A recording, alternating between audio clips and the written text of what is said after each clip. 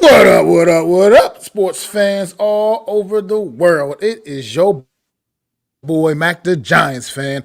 I'm here with my guys, the Horsemen, Zion Zenith, Adam Costas, and y'all see our boy up in the corner, NYG Jeffy T, right here looking down on us. This is the Premium Takes Podcast.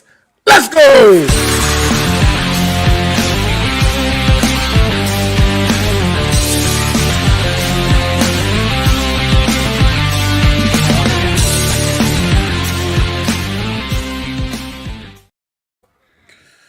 Good evening, gentlemen. How the hell are y'all doing? What up, what up, what up? Thank you guys all for joining us on this wonderful afternoon on a Sunday. I'm doing good. Thank you for asking, Malcolm. Hopefully our friend Adam is doing good as well. He's about to take the mic and let you guys know. And shout out to Jeff. Thank you always for looking down on us. Premium Takes Gang is back in your life. Let's get it, Adam. How's your day going? RIP Jeff, but it's one Sunday closer to actual football, baby. I fucking loving it. I just told actually the man in the chat, AK, I said, man, I love football. And I think this year it's been a little different for me. Just sitting back, and everybody's going through a lot this offseason.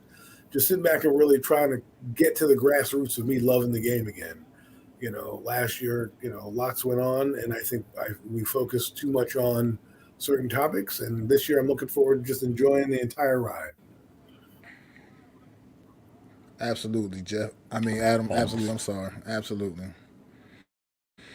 But yeah, we're gonna kick the thing started real quick, man. We back at it, man.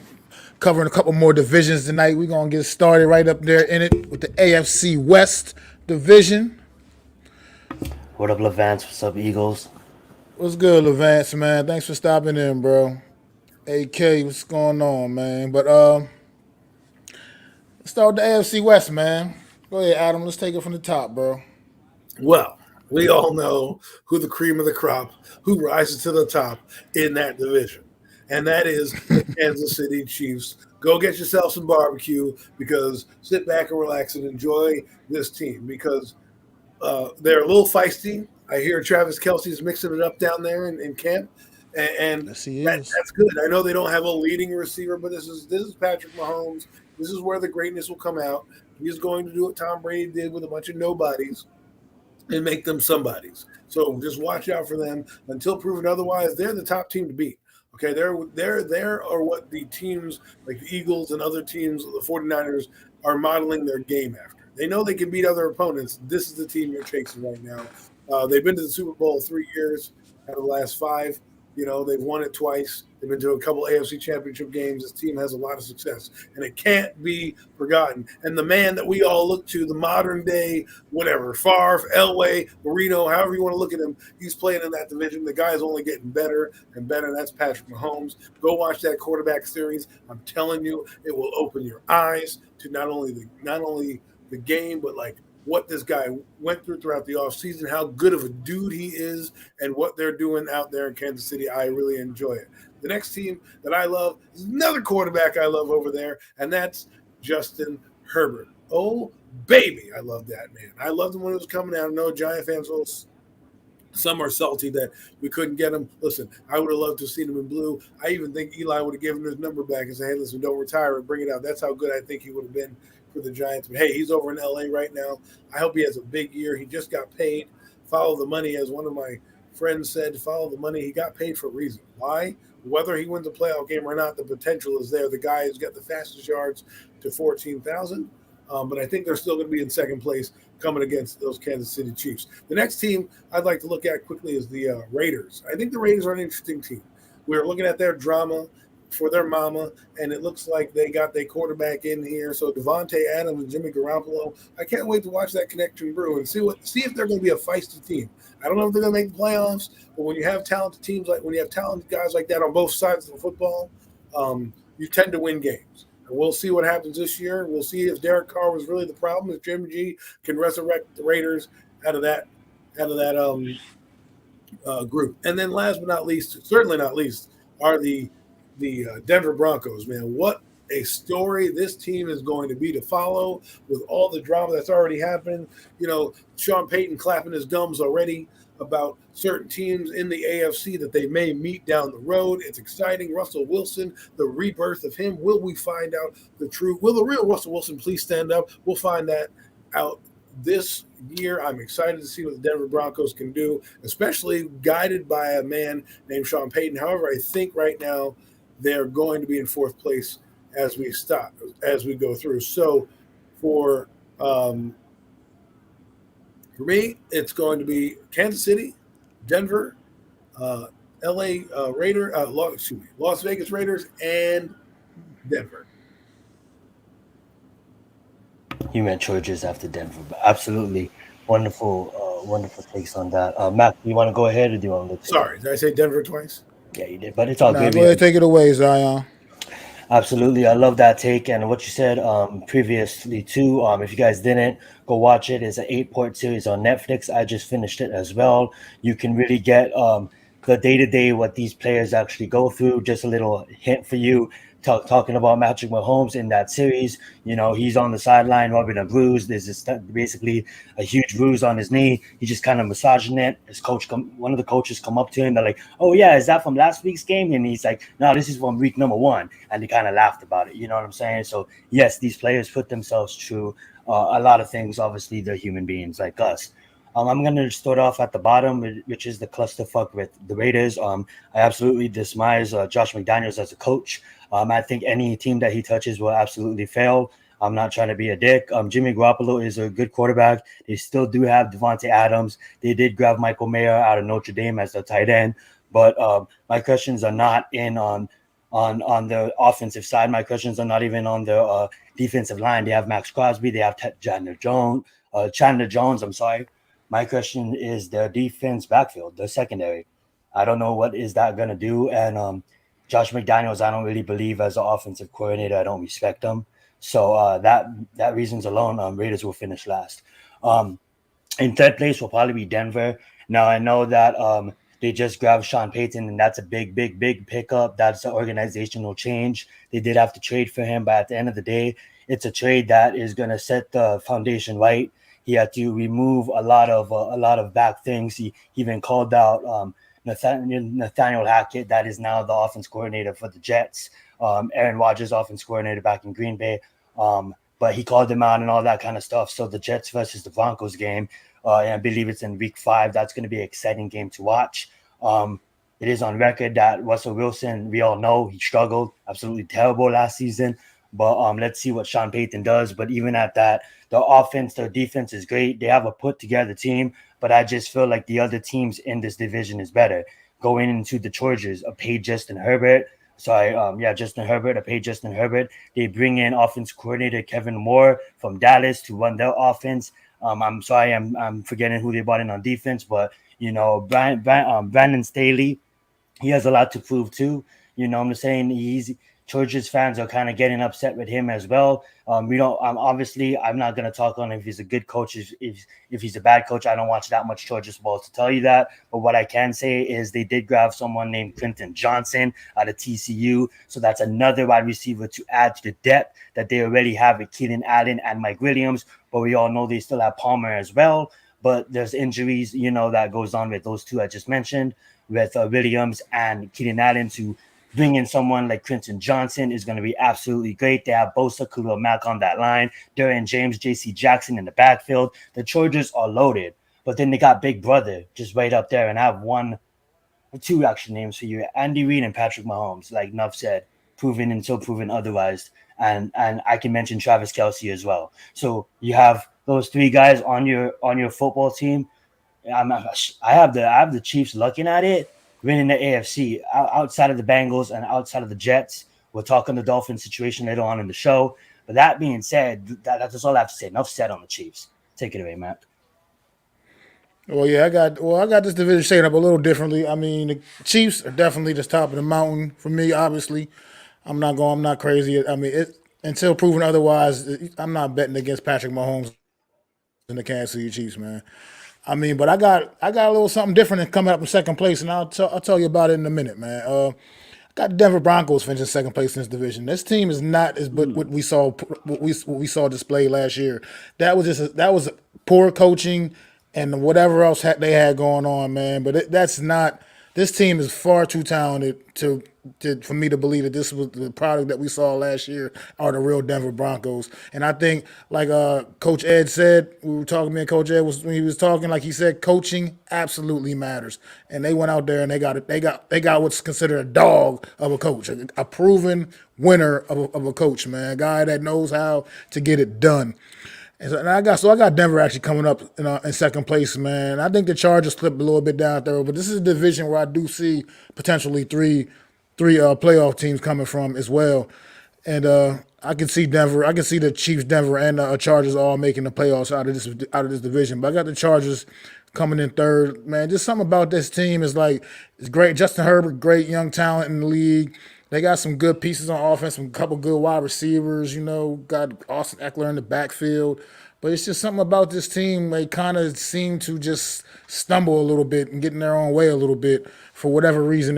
For whatever reason that is. I mean, we saw the playoff game a year ago. That was just you can't allow a team to just come back on you like that, and in the postseason no less, man. So that's just something about this team's keeps me a little bit on edge. And then I got the Raiders definitely pulling up the rear here. I just think they're not really up to par with the rest of the division right now. I just think this team is completely in a rebuild mode. I'm not sure what they're expecting to get. I mean, they had Josh Jacobs, who's won the rushing title a year ago. But I'm just not a believer in this football team whatsoever, man. So I just don't really see. I don't see them being very competitive in this division this year. I think they'll be pretty much the team getting walked all over in the AFC West. Be one of the teams getting walked all over in the AFC period in general. But yeah, so I got the Chiefs, the Broncos, the Chargers, and the Raiders, and I got it shaping up just like that, man. I can't. I just think the Denver Broncos are going to come back and have a good year. Russell Wilson, come on, we know who Russell Wilson is, and he's not the guy we saw a year ago. I have no idea what was going on with that. And they got some good pieces on defense. I mean, Justin Simmons is one of the top safeties in the league. Still plays at a very high level. I think this Denver Broncos defense is going to be the difference for them this year, and I think Russell Wilson is going to get back to making plays like we're used to seeing him make as well too. And I think Sean Payton is the big reason for that, man. But with that being said, I got the Kansas City Chiefs, man. Will they be able to sustain the success that they've been having over the course of the last pretty much Patrick Mahomes' career? Will they be able to sustain that success and push away this tough competition they have in the division? I just want to say this real fast, and then I'm gonna let Adam jump in on this question. As far as the link, I would love to send it, but we don't really do call-ins on this show. But I'm gonna get to on you on Twitter. I'm slowly making my way back to YouTube, Lou, and I'll be down to get at you on the video, and we just talk our shit. G Nation Inside Sports. Make sure you guys go check them out. And thank you guys, Eagles, Levance, for holding down the chat. Go right ahead, Adam. Do you think that the Chiefs is gonna remain at the mountaintop? Well, I like what you guys have said, and I think this is the most up and down division there is in the NFL because every team has a competent quarterback, every team has a competent defense, every team has competent coaching staff. Whether we like Josh McDaniels or not, Belichick guys haven't worked out, but we'll find out. I think they got the right coach. I think they got the right quarterback in right now. A guy who's going to believe in that Josh McDaniels system and run that system the way he wants to look at it. I think that'll help the guys fall in line. Now, I heard they were running laps at practice. I'm like, Joe Judge all over again. So we'll see what happens if they're not winning and if that team fractures at all, right? What you said, Mac, about Denver. Look, I think Russell Wilson is going to be on one of those missions this year to prove that last year was an anomaly. And, it really looked like a chicken with its head cut off last year for the Denver Broncos offensively. Defensively, it's funny that they did so much, they did so poorly, yet still had a chance to be in games because that defense was phenomenal. So I got to give them credit there. As for LA, like I said, I love what they're doing, right? But, we got to find out right now if they can get over the hump of Big Brother, like you said, Kansas City. As far as I'm concerned right now, Kansas City is the team to beat.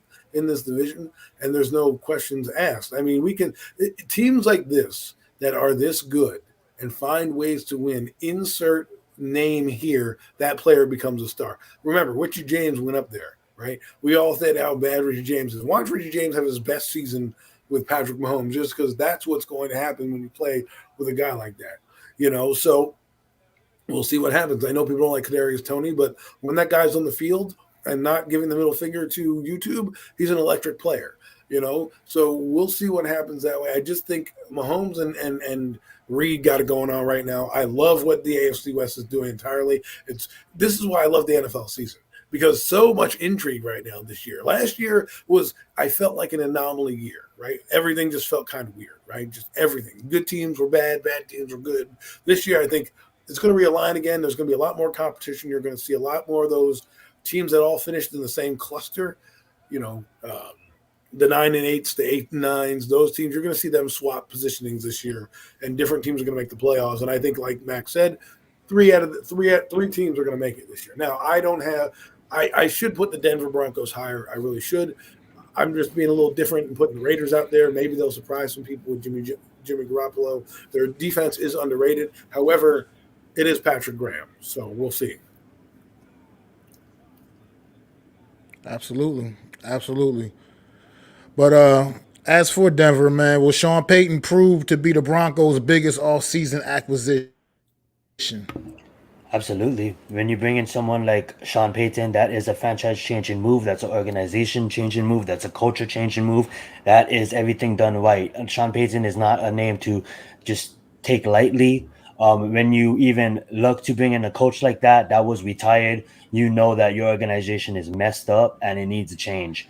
Denver is an organization that when they're winning, it's fun. The NFL is fun, just like the Giants. When the Giants are winning, when Denver's in the playoffs, I like to see that Bronco horse logo in the playoffs. You know what I'm saying? It's a good NFL. That's what Adam was just saying. Fun NFL when all these teams can that just on the verge of the playoffs get in the playoffs, and these teams that hasn't been in the playoffs for a long time get in.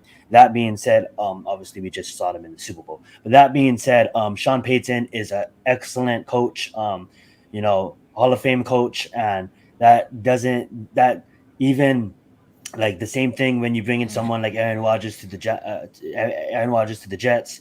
Everybody tries a bit harder when you're coached by Sean Payton. Let's get it. How you feel about that, Adam? Well, I agree with the point 100%, but I want to say something that might be a little different. Maybe it's the ownership group we have to look at here, taking the approach to going to get the big fish, making a change, right? They saw Nathaniel Hackett. They saw that it was a complete and utter clusterfuck, pardon my French, and they said, let's make a move. And they went out there and they got a guy who most had rumored and pinned going to the Dallas Cowboys this year. Right after. Correct me if I'm wrong, but ain't that the new Walmart, like that money? You know what I'm saying? The new ownership. That's something to do at Walmart. Like, I don't know if that's the family or something like that. Yeah, I mean that I'm not quite sure of. I mean, we are in the age of Google, so it's not like it's hard to find it. But it is the Walter something group. It says here, Walter Penner Family Ownership Group. So they're probably, if they do own Walmart, that's probably who owns them. But my point is that them being able to see that there was a problem, not sticking with somebody else, they made big moves. They brought over Russell Wilson. They got Nathaniel Hackett as a coach. They did all these things, and they blew it up in a year. Now, it was a terrible year, but at the end of the day, they had the gravitas to say, hey, let's go out and get somebody who can right the ship, because we got all this talent here. We got Jerry Jeudy. We got the receiver Tim Scott, I think they have out there. They had a tight end out that they got. So they had some players out there that they could get. I think they got the kid out of UCLA, the Deloach kid at tight end. So and so for me, I'm going to agree with you, Sean Payton, and people aren't going to realize how good Payton is until they see how good Denver becomes. But I also think the ownership group for having the wherewithal to make a change, even though it may not be unconventional. Well, I think he will. I mean, it's going to just make a difference with this team, because Sean Payton wouldn't have jumped on board with a squad that he would have had to be pretty much building up from the bottom, man. He went on ahead with Denver, man, not just because they showed him sure, a substantial amount of money, but they also. But also, just because he knew this is a good team that's a lot better than what was displayed out there. I mean, I know he made the comments about Nathaniel Hackett earlier this week, and then he went and tried to retract and say he's sorry, he had his Fox hat on still, whatever, blah, blah, blah, blah, blah, blah, blah. But what he said was actually kind of true. I mean, Daniel Hackett may be a good offensive mind in this game, but some guys just aren't cut out to be head coaches, man. Look at Norv Turner and all his failed attempts at being a head coach, but yet he still was one of the best offensive minds in this in this game, man. I mean, some guys are just meant to be coordinators, and some guys can handle being a head coach, and I think Hackett really fell on his face, and I don't given what happened with him last year in Denver, I don't see a guy that getting too many real serious opportunities to be a head coach again. To be quite frank, because that was an absolute disaster. And it was a disaster all season long. As we all remember the Monday Night Football game to kick off the season last year, some of the decisions he made in that game, and just watching the decisions he made throughout the season. I think Sean Payton is going to very much prove and pay off here. He's going to get these guys playing at the level that they should be playing at. Like I said, this is a pretty talented football team. They got some stars out there. They got some good pieces on that offense, man. Some good young receivers, and they got Russell Wilson, a future Hall of Famer. At the end of the day, man, Super Bowl winning quarterback. He's no way in the world is he going to play at the level he played at a year ago. It's just no way you can convince me a guy that talented is going to look that bad 2 years in a row. I mean, I could be wrong, but I just don't see it. And I think Sean Payton's going to be a big part of that. And I think that's just a great signing for the Denver Broncos this offseason, man, bringing in Sean Payton to lead their team. As for the Chargers, man, you think Herbert feels any added pressure after signing the new big contract, making him the highest paid player in the league? I'm gonna say no. I mean, like he's gonna do the LeBron thing when LeBron just got into the league as a team. The reporter asked him the question, "What makes it different?" He's like, "I'm gonna just do my job." And Justin Herbert has the offense to just do his job. I don't think money changes a kid. Justin Herbert doesn't succeed at that level when he's thinking money. Obviously, he just broke the record, but at the end of the day, he got the team around him, and I don't see him taking a step backwards. I actually maintaining what he is, the status quo of averaging for 4,500 to 5,000 yard seasons. Like it's just nuts. And he brings in someone like Quentin Johnson. Like, let's go. Listen, you know how much I love Justin Herbert. This is where the rubber meets the road here. You're going to find out why they paid him that money. I don't think it's going to give a guy like him any pressure. I think it just raises the bar for him. And these type of guys are, well, happy birthday, Taj. But these are happy birthday, Taj. These are the type of guys that you pay. These are the type of guys you give the money to. Happy birthday, bro. Fastest quarterback to 14,000 yards in his career. He's already off to a hot start. They got him another receiving weapon because last year, let's be honest, the coach put in Mike Williams. He injured his back last year. It cost him in the playoffs because they didn't have a second real option. Even though they did have I'm forgetting what his name is, the tight end Gerald Everett out there, and Keenan Allen. This will give him a third guy to come out there and compete with them. And I think they're going to try to take on, like you said, Big Brother and say, hey, listen, we want to be the big dogs. We have a defense that we're building around, Khalil Mack and the Bosa kid. That's pretty good. So we'll find out really where it is. I don't think the pressure is going to be any different than what he is. The kid's cool, calm, and collected. He's done what he needed to do. And I just think you're going to see it again ascend this year, and him being one of the top half of the league, if not one of the top passers in the league, especially now with Quentin Johnson on the team. What up, Tudo? Let's get it. Thank you, brother, for being here. What up, Taj? Yeah. Happy birthday again. What's going on, Tudo, man? Thanks for stopping in, Taj, on your birthday, taking some time to hang out with us, man. Appreciate it, my brother. Hope you enjoying your day, man. Eat some cake for us. But what I was going to say, now as far as Justin Herbert, man, I think he's legit. I think he's the real deal, and I don't see him having any issues. I think he went out there, he signed that contract. He got that contract because he's played up to a level that warranted that kind of contract. I don't think it's going to have any effect on this young man's game. I think he's going to go out there and continue to do the great things he's been doing. I mean, if you look at that game last year, that playoff game I was talking about earlier, that had nothing to do with Justin Herbert. He went out there and did what he had to do. You know what I mean? And at the end of the day, the defense is what let them down in that game. So I think this kid's gonna go out there and he's gonna have them golden locks out there in LA, man, flapping in the wind, man, flapping in the breeze. And I think he's gonna go out there serving it up, man. Slinging that thing to Keenan Allen, slinging it to Mike Williams, man, and really be getting it, really gonna get it done. I think this is gonna have no effect on Justin Herbert's psyche, man. I think he's not gonna. He has no pressure to feel. You know what I mean? He goes out there. All he has to do is go out there and continue doing what he's been doing his entire career. So Right. Well, you mentioned something that was funny. You said you mentioned that.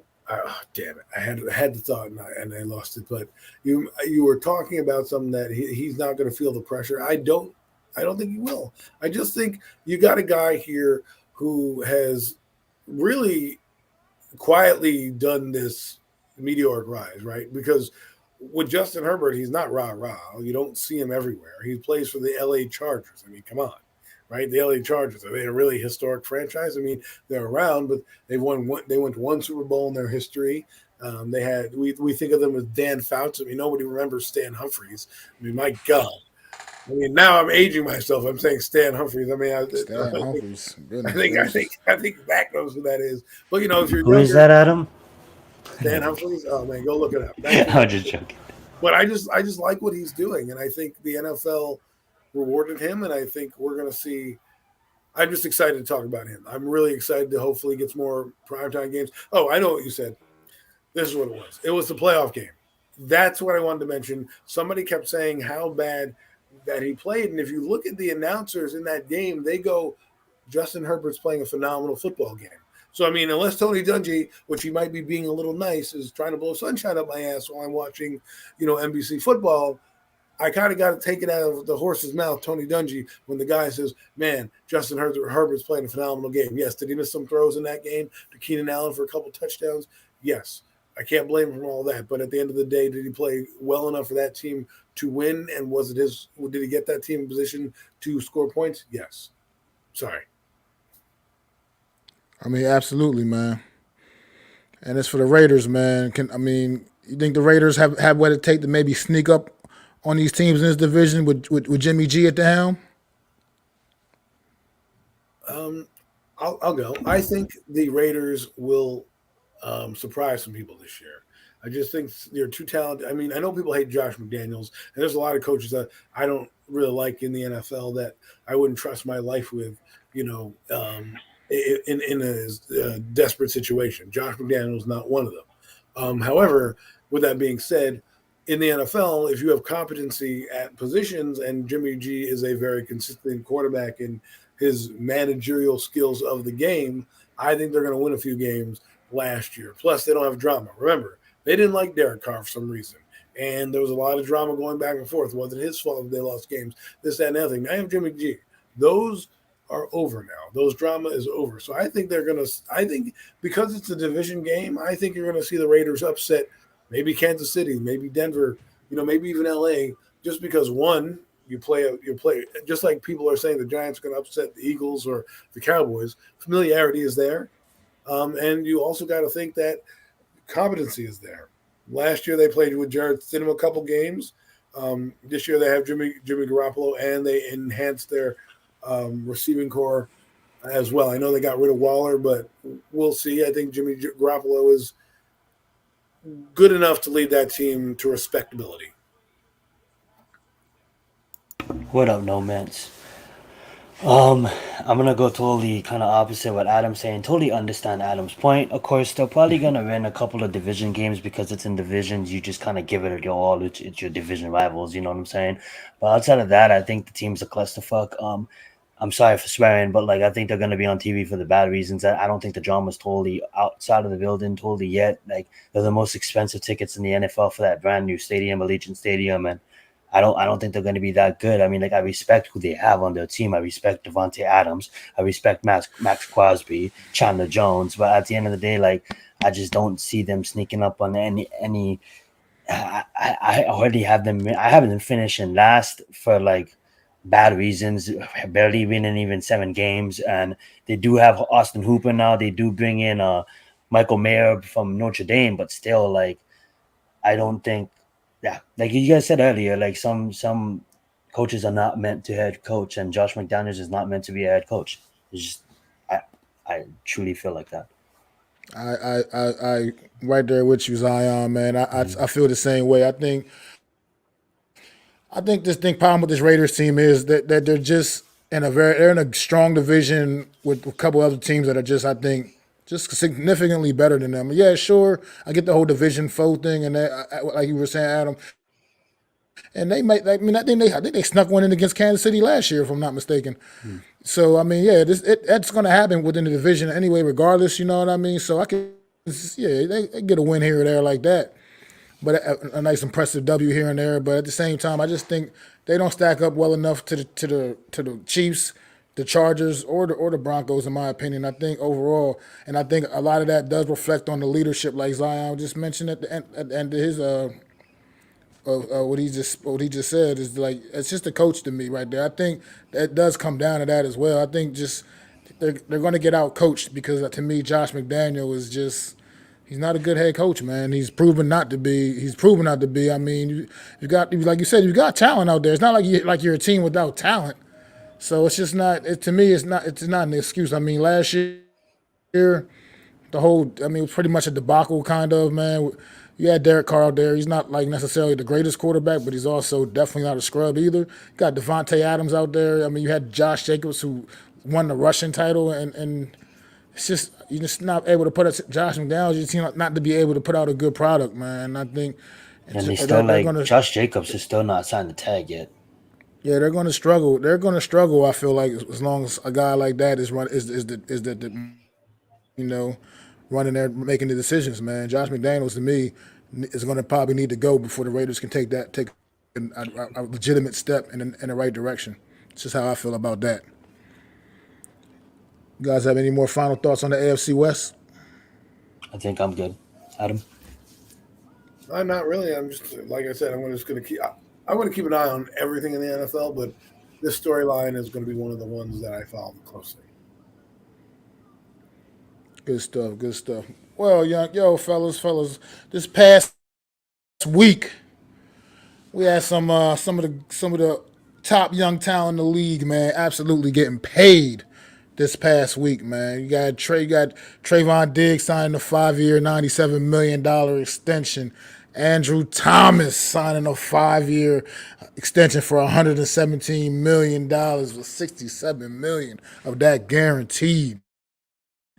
And Justin Herbert absolutely breaking the damn bank, signing a 5-year extension for $262 million, with $133 million of that fully guaranteed. He is now officially the highest paid player in the league. How do you feel about some of these guys getting the bag, man, and how deserving of it do you feel these young men are of their money? Let's start with you, Zion. What up, normal guy? Thank you for joining us today. Let's see. I absolutely love it. Let's just start with Herbert. Like you said, breaking numbers, absolutely he proves it. This guy comes in the league breaking records, not only Chargers records, I'm talking NFL records. 5,000 yards is opening season. Yeah, let's give him his props, you know what I'm saying? Let's give him his money, and that's all this new deal money coming in, all this high budget streaming money that's coming in. Players can, what's up, EDD? Thank you for joining us today.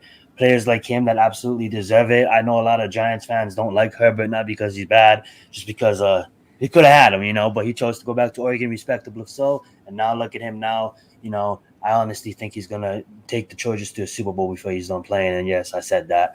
Getting into Diggs, absolutely deserving. So I do knock Diggs when I try to make my points about other receivers around the league. But at the end of the day, Diggs is up there at them all. You know what I'm saying? Diggs is the top receiver. He's shown to be number one. Cornerback. Sorry. He's like, talking about Diggs from Dallas. Can you remind me on his contract? Yeah. 5-year, $97 million. 97. Sure, okay, nice. So 5 years, 97 for a cornerback like Diggs. I know he may let one slip by. He may let one. People are gonna catch touchdowns on him, and people's gonna burn him from time to time. But then again, when Diggs is on his game, And the ball is like a magnet. There's one year, he had like the lead receptions. I believe he had like 9 or something like that, interceptions. So that being said, go get your money, Diggs. Even though you play for the rival, you know what I'm saying. It's gonna be a pleasure going against you now, because knowing that these receivers have some cornerback that is now paid, that's gonna wanna prove why he's paid. So it's gonna be fun going against Dallas. Brings me to our hometown guy and Andrew Thomas. You know what I'm saying? This is a guy that absolutely came into the league, a big market in New York. The media's automatically gonna judge you, automatically gonna over exaggerate everything. You know what I'm saying? He had a bad season. It's a really hard position to play. I know people may look at it like, all he has to do is block. No, that's not all he wants. That's not all he has to do. You know what I'm saying? So it's gonna take some time. But just as people are knocking Evan Neal, it's gonna take time. These guys are young. They're rookies. They need to learn the system. Andrew Thomas came out in his second year and absolutely showed, hey, just give me some time, guys, and this is what I can do. And now he's emerging as one of the better left tackles in all of the game of football. When watching him give his press conference after his contract, when they're asking him, do you feel like you're the best left tackle in his football? He said, yes, that's where I want to be, and that's the goal. I like that, because that's a guy who puts his ego to the side and know that, yeah, I want to get there, but to name me that, I can't celebrate this right now. I have to go get that. You know what I'm saying? It's like these rappers, if they get platinum, they're not thinking about them getting platinum. They're thinking about, I need to go get another one. So Andrew Thomas is thinking about, hey, how can I get better? And also, Evan Neal, jump on this train. Let's go get better together. All these other guys. And obviously, you don't pay a guy to do this. You pay a guy to play. But Andrew Thomas is just the kind of person that's just going to bring others along with him. And that's absolutely why it was super important for the New York Giants to sign their core players and bring in pieces to surround their core players. And Andrew Thomas is one of them core players. So I'm absolutely excited for this damn contract, and I am going to go get me an Andrew Thomas jersey. So yes, let's get it. Well, I think everyone getting paid this week is because the salary cap is going up next year, and it's fully affecting the entire league.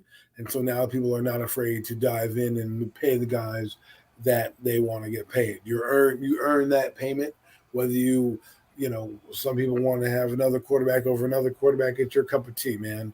At the end of the day, we'll see what happens.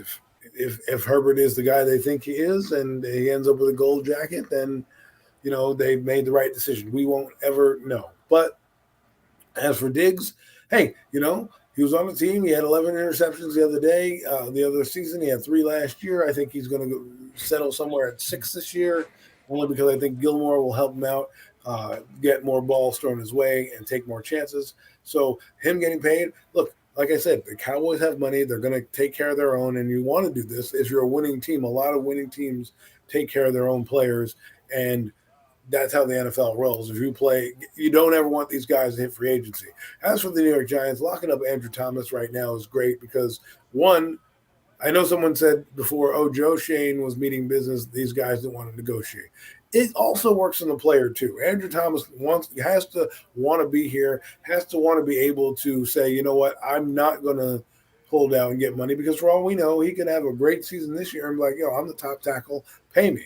Someone's going to do it. And let's be honest, he would have the Giants over the coals right there, because there's no other guy that's going to come in to take Andrew Thomas's job. So he would actually have leverage in the deal at a position of premium, right? Its quarterback is 1A, left tackle and tackle in general is 1B, right? So if Andrew Thomas wanted to say, hey, listen, you know what, I like you, Joe Shane, I love what you're doing, because remember, he didn't get drafted by Joe Shane.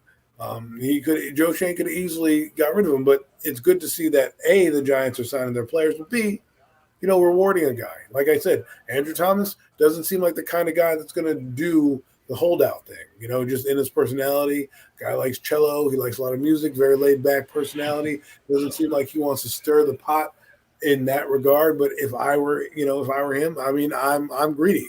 I probably would have been like, let me find out what I can do now and let me break the bank next year. Negotiations. So again, we'll see what happens. I think it was because the salary cap went up next year. So getting a lot of guys on the books. And then next year, when you have cap money, you can spend it elsewhere to really bring enhanced talent to your team going forward.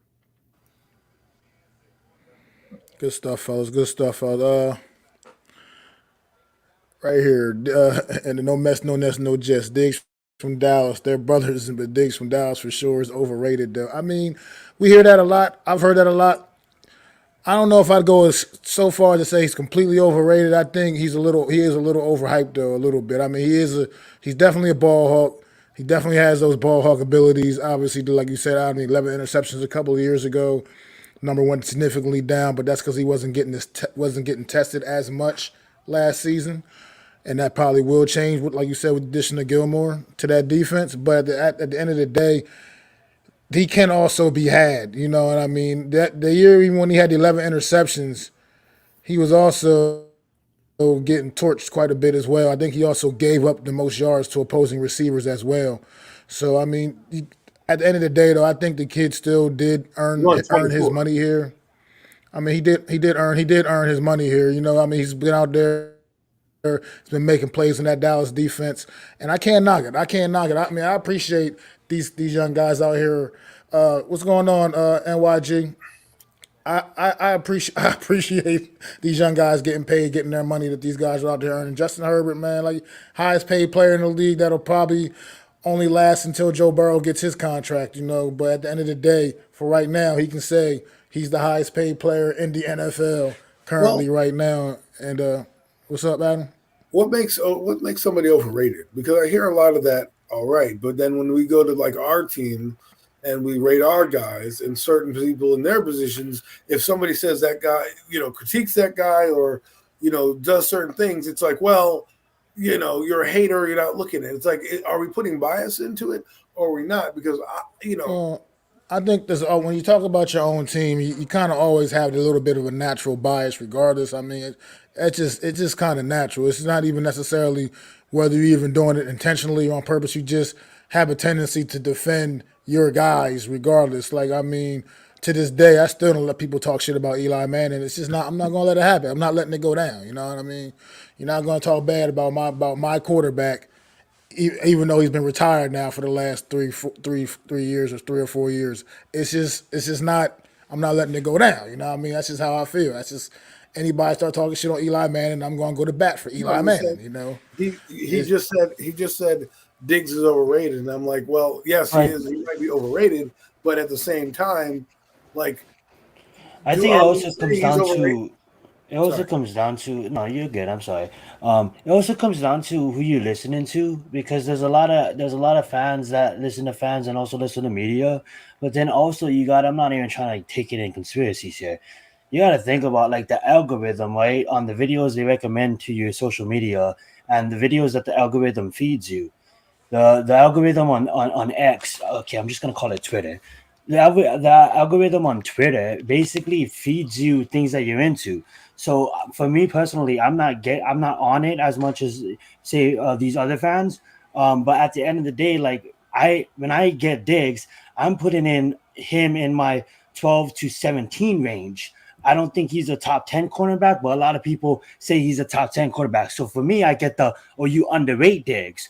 But for other fans, maybe like say Taj, that maybe is more active on Twitter, he may get a lot of the fan base saying Diggs, Diggs, Diggs, Diggs, Diggs, Diggs, Diggs. So with his algorithm, that he's getting that. So we have to, when we take that account too, in this social media day and age, everybody's algorithm is different. Of course, you're gonna get all these mainstream videos. It's obviously they're gonna plug to everybody. But when the algorithm plugs you certain things, it's also to what you're into. That's what I think it is also. Well, I'm not saying that he's saying like, guys, why would we talk about our guys poorly? My point is that it seems like when we compare guys from other teams, it's this guy's overrated because I'm a Giant fan. So naturally I hate the Cowboys. So I'm going to say this guy's overrated. So my point is like, are we looking at it as a fan, or are you just looking objectively? Because I'm looking. Well, that's what Max said. If you're a hardcore fan of the team, of course you're not. It's hard for me to even. I mean, now I don't care right now. I'm gonna say CeeDee Lamb is a baller, but growing up, it was hard for me to say like I had respect for anybody that played for Dallas. You know what I'm saying? I'm not gonna give him his respect, even though I knew he was a baller. I wouldn't give him his respect. Now I don't care. I'm come out and say like, CeeDee Lamb's a baller. I don't even give a hell. You know what I'm Well, I mean, saying? I can get the digs For argument. some fans, it's just The Herbert argument I don't get. The Herbert Yeah. argument I don't get. I don't understand how he's overrated as well.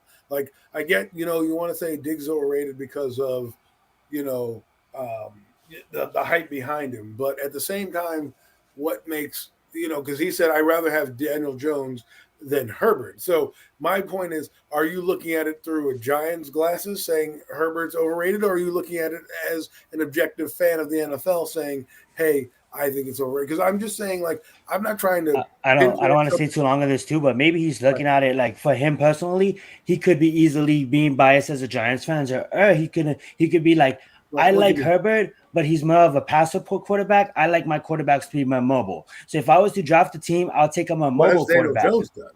I mean, but Josh that's just saying. I don't know. Josh Allen and Herbert have done plenty in their careers. No, absolutely. I'm not here to knock on Daniel Jones or knock on Herbert or anything. But what I'm saying is his opinion, and if he wants a more mobile quarterback, because when I watch Justin Herbert, he's looking to pass first. They don't really design ones for Justin Herbert, where they design ones for Daniel Jones. So that being said, Daniel Jones is a way more mobile quarterback than Justin Herbert. So if, say, Taj is the fan that we're talking about, a Giants fan in general, that wants to develop a team, if there's to draft a quarterback, that's his opinion. If he wants to say he'd rather have Daniel Jones or Justin Herbert, I'm not going to knock a guy's opinion. I mean, I'm just asking. Not saying you are. I'm not saying you are. I'm just saying. We can move on from this, but my point is like Josh Allen and Justin Herbert haven't done anything in my eyes. Okay, fine. They haven't done anything, but neither has Daniel Jones to warrant the being overrated comment. It just tells me that all I'm saying is, like, I don't know. Guys are getting paid, so maybe they are overrated, but I think Herbert falls right in line where he needs to fall. That's all. Absolutely. Go get your money, guys. So what is Joe? I mean, at the end of the day, he's a very talented young man. We went down. We're going deep down the rabbit hole right now. We don't need to be. We have no reason to be talking about Daniel Jones. He's not even a part of this conversation. Really, he shouldn't even be a part of this conversation. But talking about, like, I want to zero in on Andrew Thomas now, real quick. Just give my thoughts before we move on, man. But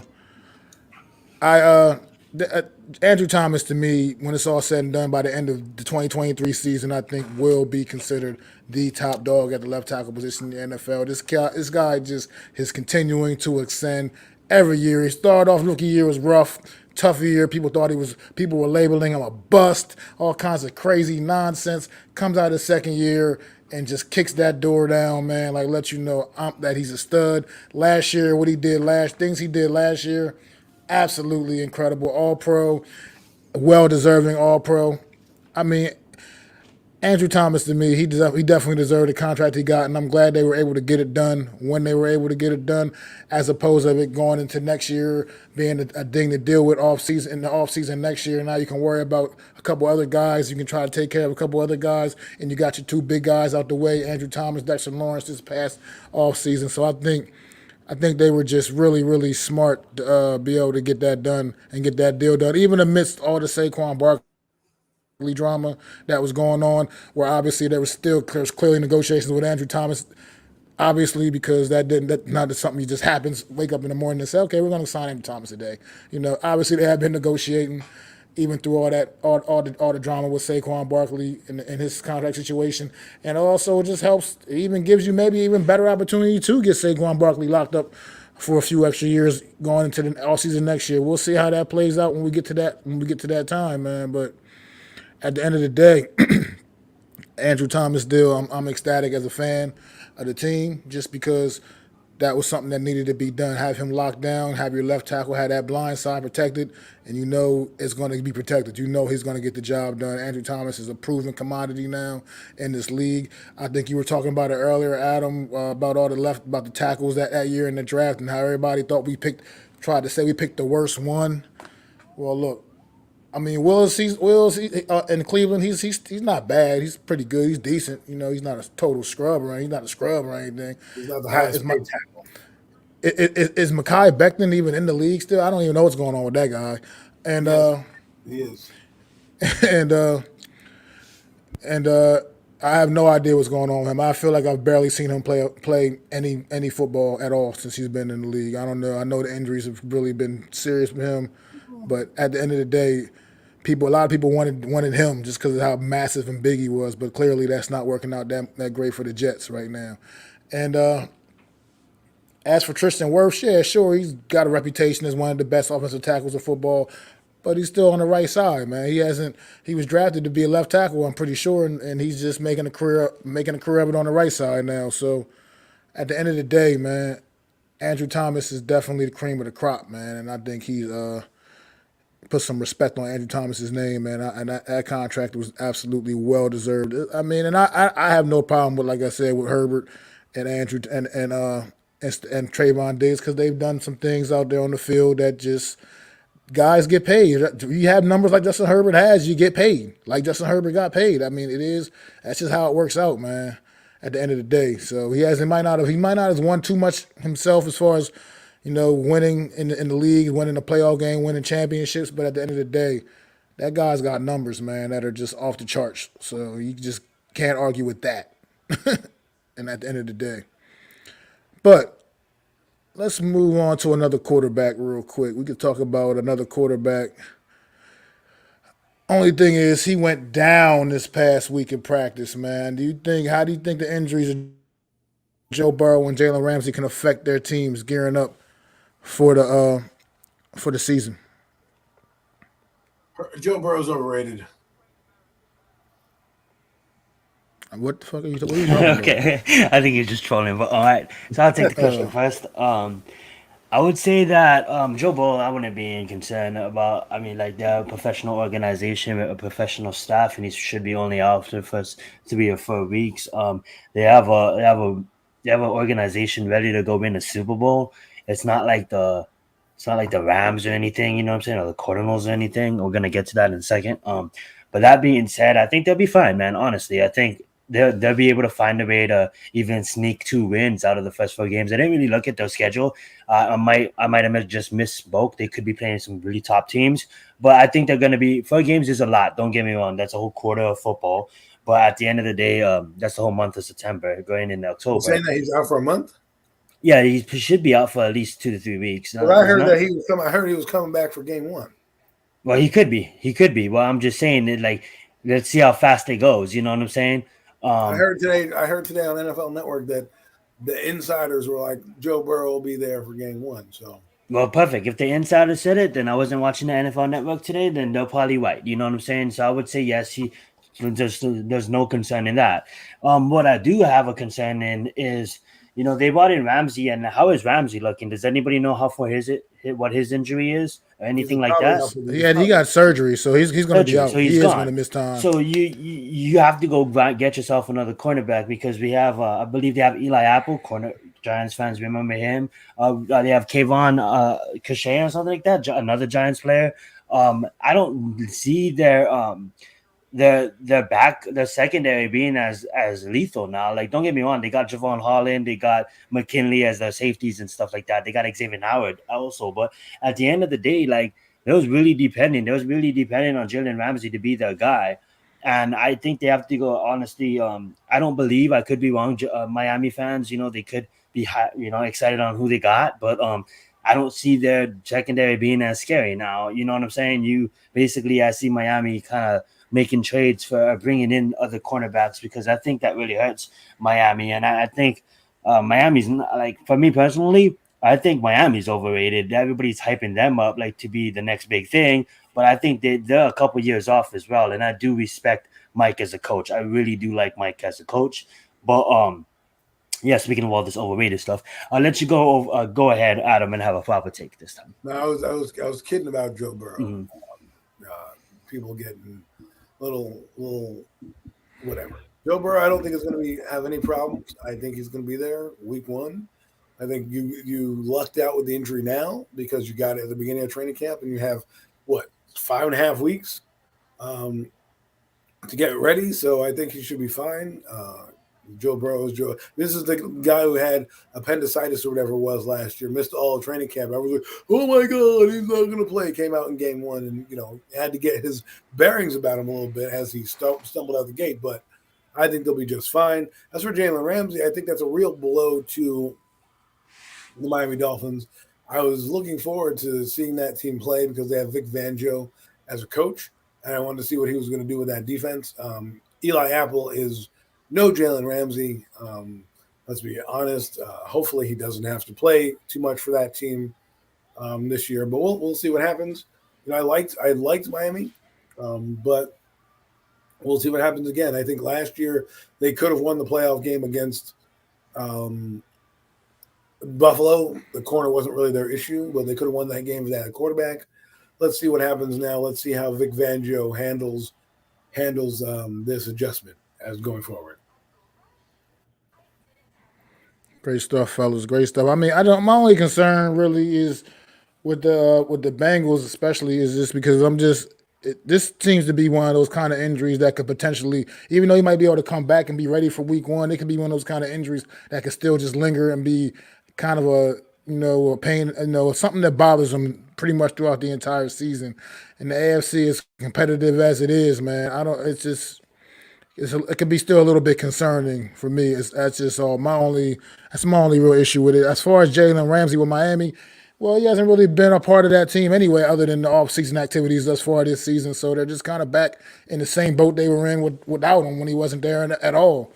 So I don't know how much difference is going to be with the Miami Dolphins. We know their offense can play with anybody, very explosive, especially when Tua's at the quarterback position. That proved that he's getting that ball to Tyreek Hill and Waddle and Gesicki and all whatever else they got out there.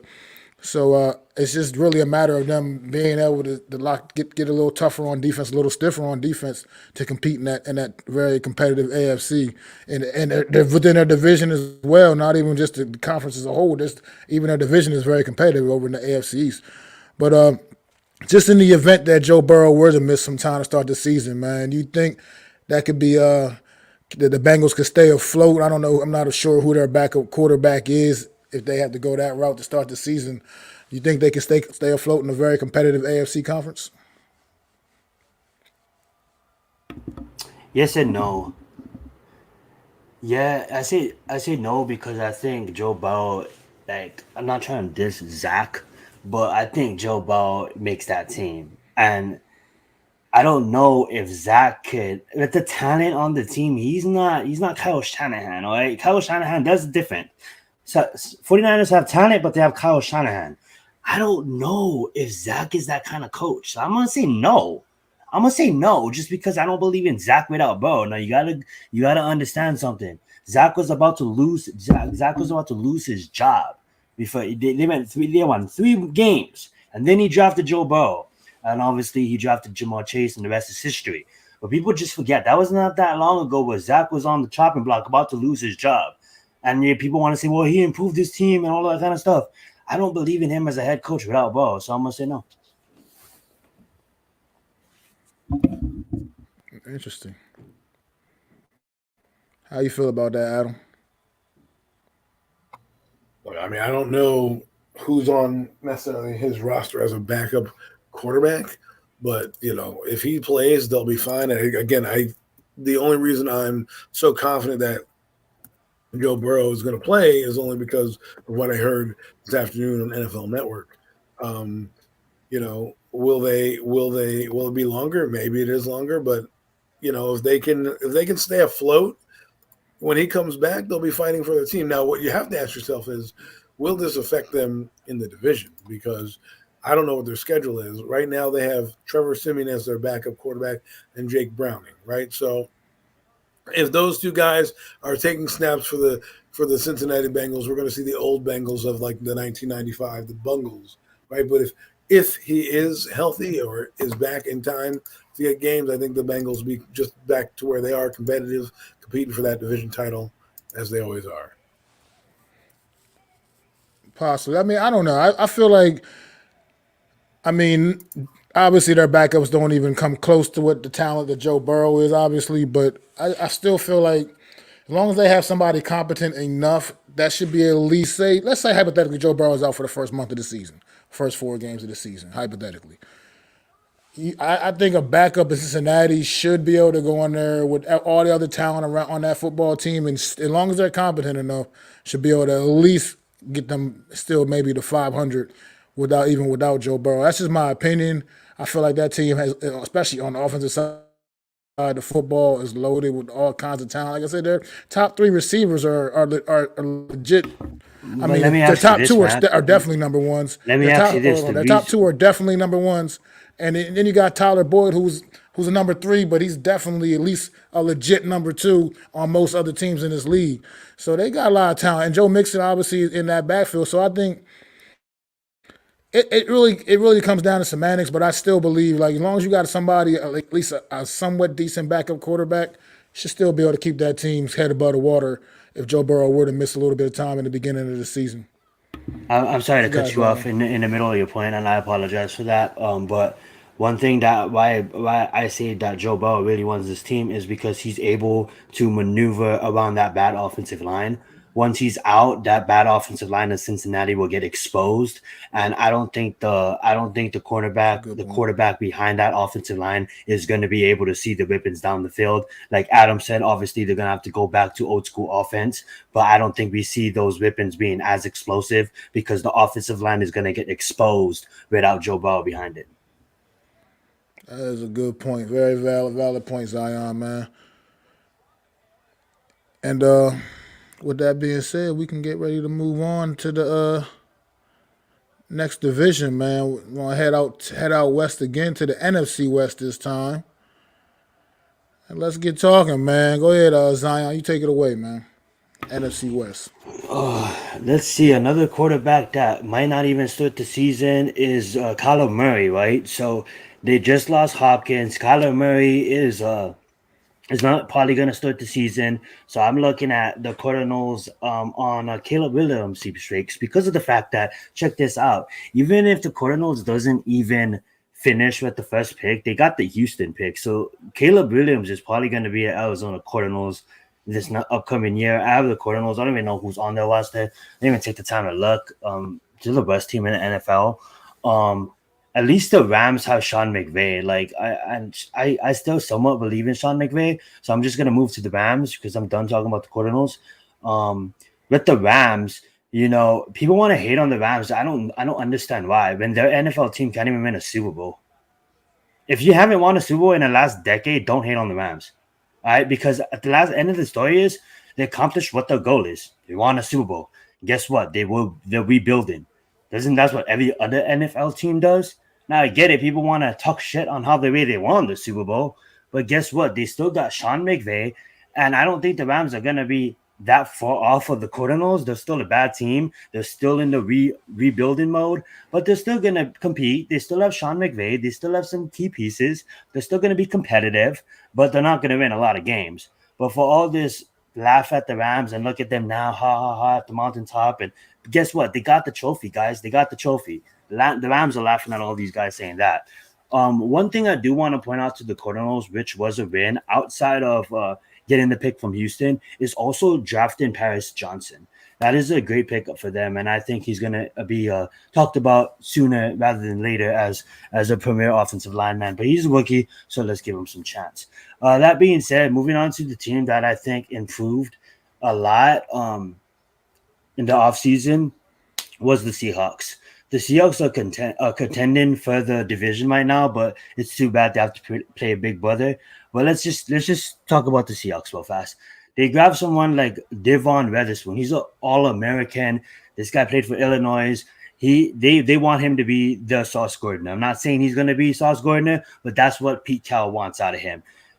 Look at their team on defense and on offense. The Seahawks are ready to compete. They're ready to compete, and they truly believe that Geno Smith, paid Geno Smith, is. I don't. I'm not saying they're gonna compete for the Super Bowl. They're not that ready, but they're ready. They're gonna compete for the division. They're not gonna.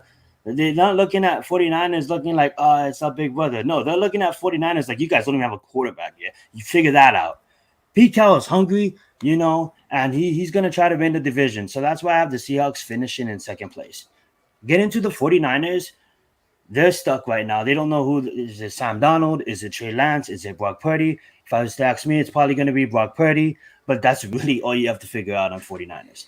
Like that is a Super Bowl ready team. Both sides of the ball. I don't even have to name them. You guys all know who plays for that team. Both sides of the ball. Like they're ready. Kyle Shanahan's top cream of the crop when it comes to coaching in this league. And all they're trying to figure out is who's going to hit the helm at quarterback. Trey Lance, they traded like a bunch, like 3 first-round picks for him, right? And they might trade. He's probably going to be their backup, but he might be trade bait. Obviously he's not trade bait because he hasn't done anything. But they might even think about starting Brock Purdy. So right now, for me, it's Brock Purdy's job to lose. The only reason why the Eagles beat them last year, the Eagles probably would have beat them eventually. Who knows? It's hard to tell. But they had some quarterback problems, and for an NFL team that only has quarterback problems, that's big. Obviously, it's the most important position, but they're not too far about figuring that out and winning the division. So I still have the 49ers. What's up, CJ Talks Movies? Let's get it, man. I still have the 49ers. But yeah, Seahawks, they could be a dork horse pick. They're a good, well put together roster, but a well respected coach. Now you got the West shaping up, Adam. I'll start from the top down, just to give it a little different context. I have the 49ers winning just because they, until proven otherwise, you are the champion. But they have a championship caliber defense, one that is a game changing defense, an opportunistic defense, and it allows their offense to really play with reckless abandon. Right. Last year, Brock Purdy came on, did some impressive things in a short time with the 49ers. Someone said something in the podcast that Kyle Shanahan and guys like Brian Dable, they're able to make quarterbacks look better in a system because it's built for them. So this year we'll see what system is going to work out for them. I think Brock Purdy is going to be the starter. From all I'm hearing, he's the starter right now. So he's possibly healed up from that injury. They have Sam Darnold as well. People forget. So what they lacked last year, they will gain this year. It's an experience at quarterback. And again, in that game against the Eagles, I'm not sure if they win, but if they had a competent guy, maybe they put up more of a fight. Maybe it doesn't look like such a dumpster fire on NFC conference weekend. The next team I am intrigued by is Seattle. I think they have done a good job this offseason acquiring pieces. Remember, that team was in rebuilding mode, and they got 2 picks in the first round. Zion mentioned Devon Witherspoon, but Jackson Smith-Njigba is also on their team. So the rich get richer, as they say. Because now you got DK Metcalf, you've got Tyler Lockett and Jackson Smith-Njigba. And if they decide to use Noah Fant out there and Kenneth Walker. I know Kenneth Walker is a little beat up right now, but when that guy gets going, they have a pretty good team out there. Not to mention their defense is pretty good. You had Devon Witherspoon to an already potent defense. Bobby Wagner's back in the fold. This team is trying to fight not only to beat the 49ers, who they lost to in the playoffs, but maybe get a little further in the playoffs this year. The next team I'm going to talk about is what Zion mentioned, LA Rams. I like them because of Sean McVay. You don't just forget how to coach a football team. You don't. They had a lot of injuries last year that, dismantled that team. They're coming back. They still have Aaron Donald. They still have Cooper Kupp. And, last I checked, they now have a healthy Matthew Stafford. So I think that'll allow them to do a lot of things with that football team, be competitive. Who knows, maybe steal some games here and there. You never know what people say coaching matters. Well, guess what? They got a guy that's been to 2 Super Bowls in the last decade. So coaching will help this team out, not to mention they're a veteran team who's been there before. Let's be honest, they had the Super Bowl hangover last year. A lot of teams get it. Let's see how they bounce back this year. As for the Cardinals, dumpster fire. Kyler Murray probably is looking for a new job. They probably shouldn't have paid him. If they were going to pay him, they should have kept their coach. They didn't. They fired their coach, and now they have a guy they're kind of stuck with for the next few years who we thought was going to be what we deemed Caleb Williams to be. And that's going to be the generational talent that really revolutionizes the QB position. Instead, we have Kyler Murray, who likes to pout here and there. So we'll see what happens. Maybe he gets his extra money because he studies this year and gets on Xbox. But if not, he'll be playing Madden to see his name on a football jersey if he's not careful. Well said, Adam. Good stuff. Good stuff, man. Good stuff, fellas. I got the division shaping up pretty much similar to you, Adam. I mean, I got the Niners, Seahawks, Rams, Cardinals in that order. But the Rams, to me, I'm just not as high on the Rams, though. I do know I said it earlier that coaching matters, and I agree with that. I do believe in what I said there. But at the end of the day, this Rams team is kind of They kind of a bit of a mess, I believe, still right now. I don't think they're not. I don't see them contending with the 49ers or the Seattle Seahawks in this division at all. To be honest, I believe the Seahawks and the 49ers are going to be the ones going back and forth in this division with each other. I don't think either one, the Cardinals or the Rams, really have a real shot this season at catching either one of those two teams. The only reason I do have the Rams over the Cardinals is because of Sean McVay. That is the only reason why. I think he's just such a more superior coach. He will figure out a way to have his team be a little better than the Arizona Cardinals. But I think both of these two teams are going to be competing for the number one overall draft pick, to be quite frank. I think they're going to both be really, really bad. I don't see more than 5 wins out of either one of them. So that's how I feel about both of those two teams right there. But as far as the 49ers, they are the cream of the crop here until proven otherwise. I mean, this team defensively is one of the best teams in football defensively by far. It's not even up for debate. Coming off a year ago with the defensive player of the year in Nick Bosa. And as well, what they can do on offense, man, it almost doesn't even matter who they plug in at quarterback because with the playmakers they have, this is a team loaded with offensive weapons. I mean, you got Christian McCaffrey, running back Christian McCaffrey, that you can split out wide and do special things with. You got wide receiver Deebo Samuel that you can line up in the damn backfield and do all kinds of crazy shit with. I mean, this team just has offensive weapons all over the place. And I mean, I honestly think Sam Darnold's going to be the odd man out in this quarterback battle, honestly, because I feel like Brock Purdy probably wins the starting job, man, but then you can still do things with Trey Lance as well, in that offense. And this is yet another offensive weapon for this football team to play with. So, as far as the Seattle Seahawks, it's going to really matter. I think it's going to come down. It's going to come down to the quarterback play, man. Is what it's going to come down to here, man. It's going to come down to the quarterback play. Geno Smith, if he can still continue his ascension, all of a sudden, I mean, as he had last year as comeback player of the year, it's going to really come down to that with them. I think, honestly, I mean, what DK Metcalf's made of. Tyler Lockett, to me, is one of the most underrated wide receivers in the entire NFL. I think people do not put enough respect on Tyler Lockett's name. And like you said, they got a couple other guys out there, Noah Fant. And then once Walker gets back, Walker was definitely one of the strongest rookie running backs a year ago. You can't see that guy getting it. I mean, he's going to continue to just get better and better. And their defenses, I mean, it's not the Legion of Boom anymore, but still. And then that 12 man is real out there. When you got to go out to Seattle and play a game out in Seattle, man, that 12 man is absolutely real. So I do believe in the talent. And Pete Carroll, man, like you said, one of the best head coaches in this league, man, keeping that team together, man. So I do see the division shaping up just like that, similar to what you said, Adam. And real quick, man, LA Rams, man, we'll start with the Rams, man, because this might sound a little bit drastic. But just bear with me. Should they consider shopping Aaron Donald around to acquire some much-needed draft capital that they've given up over the course of the last several years? You think it's too early to make a decision like that? I would say that's not that drastic. It's too early, obviously. He had kind of took a step down last year, but I think we base it off of this year, and I think he's going to take a step back up. I think when you have someone like Aaron Donald as just a leader for that side of the football field, unless the team's willing to give you at least 3, I wouldn't do it for 2 because even though he's up there in age, he's still arguably one of the best to ever do it as a position.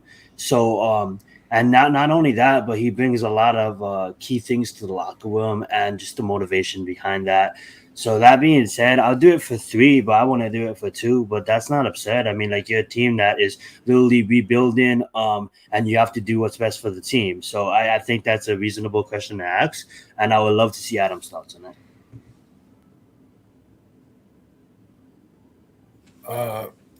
I think Seattle has a decent shot at anything, really. I think they're going to fight with the 49ers this year. Remember, they went 9-8 and, made the playoffs. So I don't see them not, getting better. I wouldn't say Legion of Boom, but what I heard on NFL Network, again, I don't, who am I? I just watch NFL Network, but they were out there with the reporters and They were saying how these guys are buying into the system and they're good. I mean, they had I forget who the guy is named, but I think his name was Woolen. Tito Woolen is his name. Correct me if I'm wrong. I'm so horrible with names, but he was pretty good last year. And now they bring in Devon Witherspoon, who again, like you said, is not. We don't know if it's going to be Sauce Gardner, but heck, was the best corner in the league. I mean, the best corner in the draft this year, right? And then,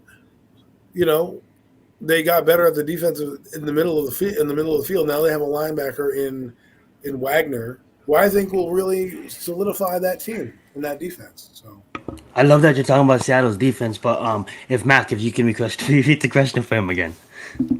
I was talking about the Rams and Aaron. Do you think think they should consider shopping Aaron Donald around and try to acquire some much needed draft capital to replace some of the draft capital they lost over the last couple of years?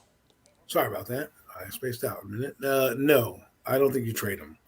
I think he's a cornerstone of your roster.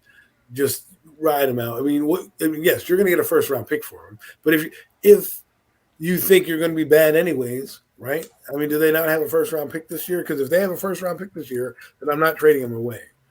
Yeah, I believe they finally have one. Yes. So then we think that they will be bad, right? So if that's the case, why not just ride it out, right? Let me ask you this. I call you up, Adam. I want to acquire Aaron Donald. I want to give you 3 first rounders. What do you do? Well, obviously, I'll have to consider giving you 3. Right now, what if I only give you 2? Well, I'm asking for the farm with this guy. I mean, we're talking about a whole. What is the most you let him go for? 3 first round picks is probably what I'll let him go for. I would not let him go for 2.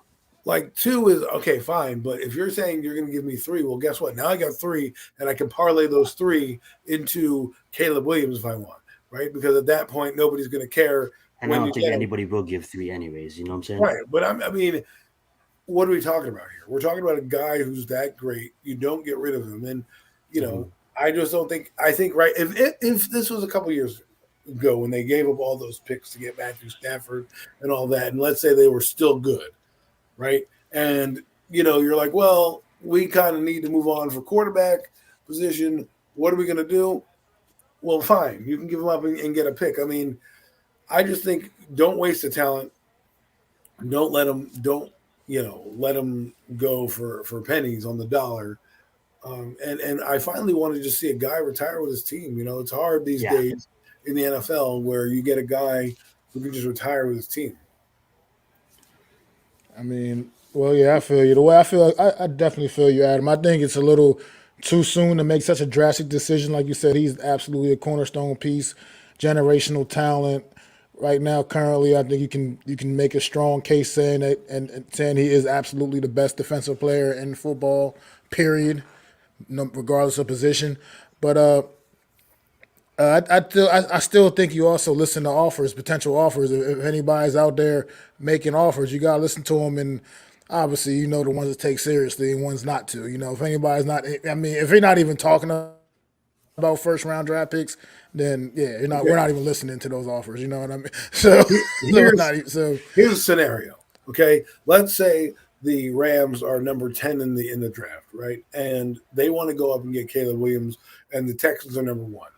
And the Texans go, listen, we will give you the first round pick for Aaron Donald, right? And a future first round pick next year, and then a couple second round picks. You might consider it then, right? Because now I can move up and get Caleb Williams.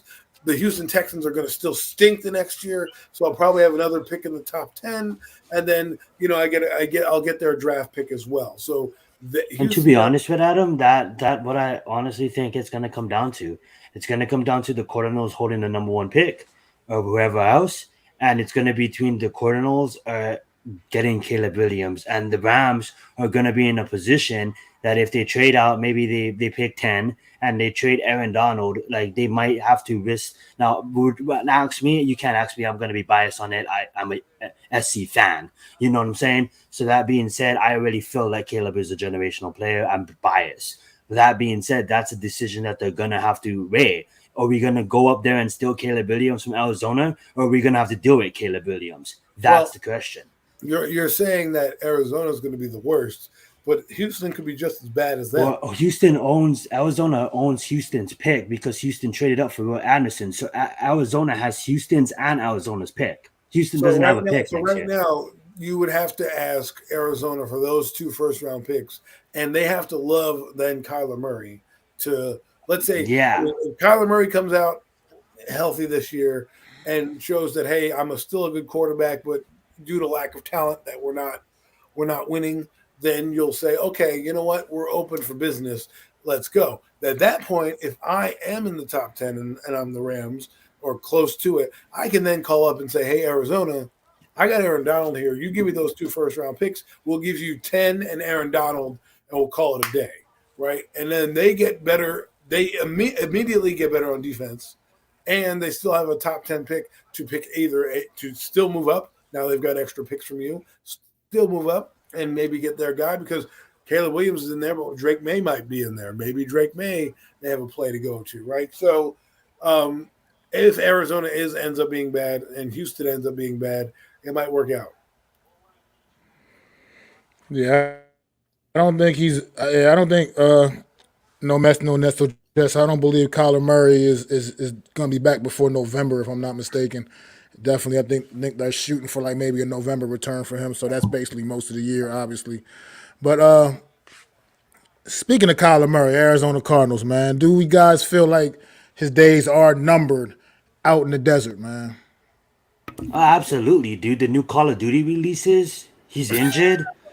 Like, absolutely. What are you talking? That's not even a question. Yes, he's gone. I'm sorry, Kyler, but focus.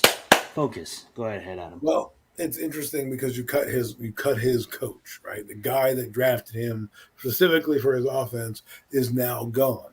So this new guy inherited this guy, and let's be real, he's probably, I mean, right now he's going with Colt McCoy. They don't probably are going to be expecting wins. So a desperate team next year that's going to be, that's going to want to make a play for a quarterback, maybe with an established coach. Who knows, right? Let's say Brock Purdy falls in his face. Kyle Shanahan may say, hey, listen, I'll give you Sam Darnold, Brock Purdy, and a bag of chips for Kyler Murray, right? And maybe he goes to a coach that can help him, right? Also, Kyler's got to get out of his own way. This is what happened with Cam Newton. They kind of had this attitude where they thought they were a little bit bigger than the team and that their ability in college, which got them a lot of playing time, and a lot of wins, doesn't translate to the NFL. We've seen it a lot in the NFL. We've seen it happen to these guys where, like, look at Michael Vick. Classic case of being a guy who he even said, if I studied more, I'd probably be in the Hall of Fame because that's how talented he is. Not saying Kyler Murray is on that level, but if he decided to give a shit, maybe he'd be further along. Maybe teammates wouldn't hate him. Maybe guys like DeAndre Hopkins would stay saying, listen, I'll take a pay cut because I love playing with this guy. And he's already got – I mean, when you put a clause in there and you leak it out, whether it's true or not, it's not a good look for you. And Kyler, you should have played baseball. You would have had a longer career. You would have made a lot more money, and you would have been less of a pain in the ass than you are now. I mean, he definitely had the option. He chose football, so. But yeah, I mean, his days are definitely numbered. I just don't, I can't see it. It's not like it just keeps getting worse and worse and worse. So I don't see it working out in Arizona for Kyler Murray long term, man. And as far as if they want to go into the season, this is actually a spot where I can see a potential Sam Darnold or somebody like that because I think Sam Darnold is going to be the one on the outside looking in at the 49ers camp. Quarterback camp, just for various reasons. Trey Lance is a guy they drafted. Brock Purdy's a guy that had that success a year ago, and I just see Sam Darnold just kind of getting through most of camp and then basically being kind of cast aside at the end of the day. Because I don't think you're gonna hold on to Sam Darnold as a third string quarterback or whatever. And I think I could see him actually maybe a team like the Cardinals reaching out and bringing Sam Darnold in because they probably like their chances a little better with Sam Darnold than with a Colt McCoy. You know what I mean? So I keep an eye out for something like that. That's just my opinion on that situation there, man. But yeah, I see Kyler Murray.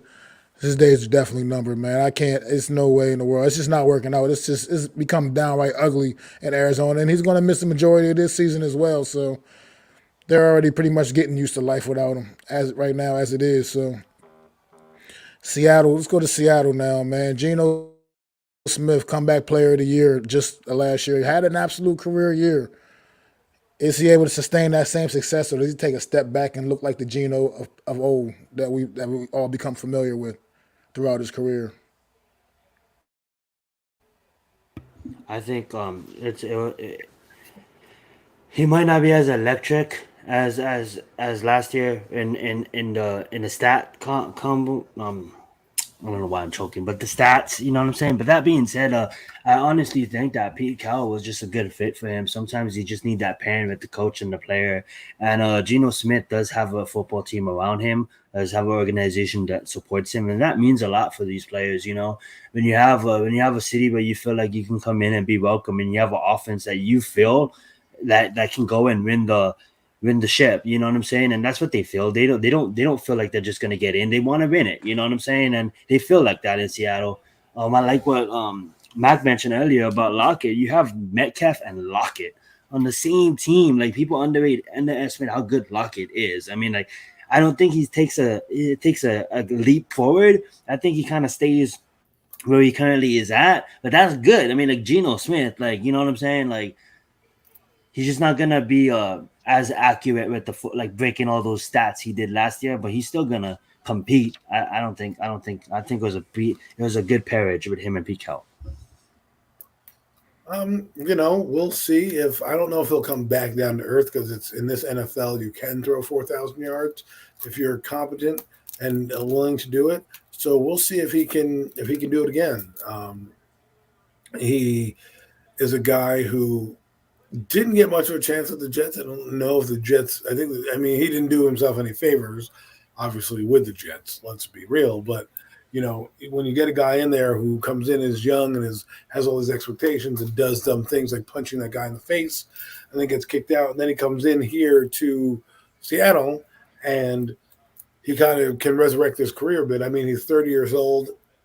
Do I expect him to play like he that well last year? No, but I expect him to have roughly 3,700 yards and probably 25 touchdowns or something like that.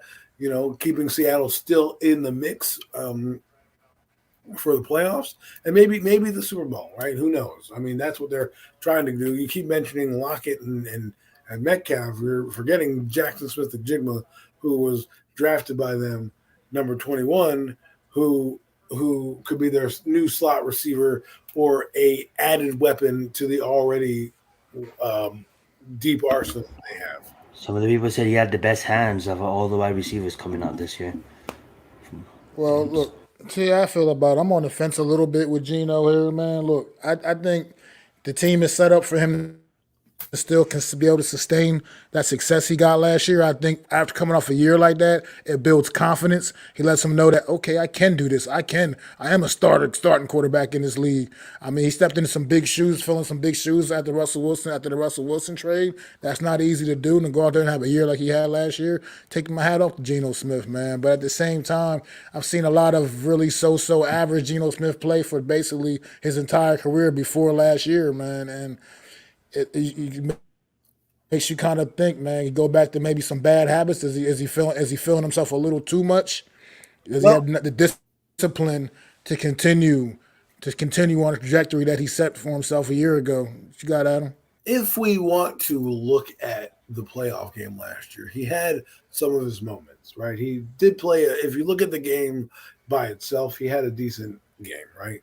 But if you watch the game, he had a crucial interception.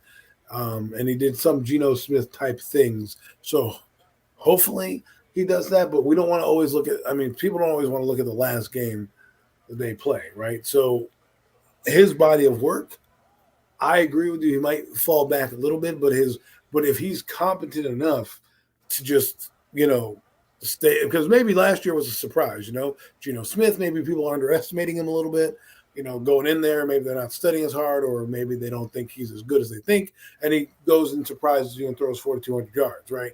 This year, the NFL is not going to be surprised, but I can still see him being competent enough for that team to be competitive. Whether or not, if he plays better than that, then they're probably going to be fighting for a Super Bowl.